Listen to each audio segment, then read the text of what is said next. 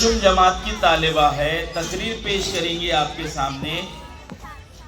जो जिसने बड़ी मेहनत करके ये तकरीर यहाँ पर याद की है, और वो 3-4 रोज़ में ये बच्ची ने तकरीर याद कर ली है।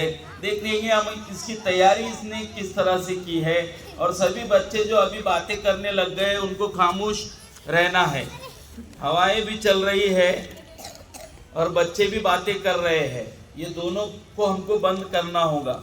हवाएं रोकनी होगी और अपनी बातों को भी रोकना होगा। आपके सामने अनम।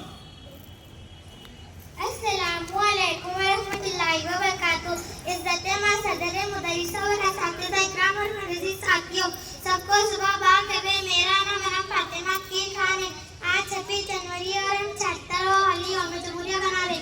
आप सबसे पहले आप तमाम को यौम जमहूरिया की मुबारकबाद देकर, यौम जमहूरिया हिंदुस्तान के लिए एक बहुत काबिल फख्र दिन है, क्योंकि आज 26 जनवरी 1950 को हमारा दस्तूर अमल में आया।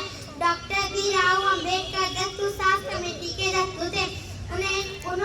उन्होंने हिंदुस्तान आइन का बाप कहता है। आज हिंदुस्तान ही एक जमहूरिया मुल्क और पूरे दुनिया में मशहूर है, इसलिए यौम जमहूरिया के दिन कौमी त्यौहार पर मनाया जाता है।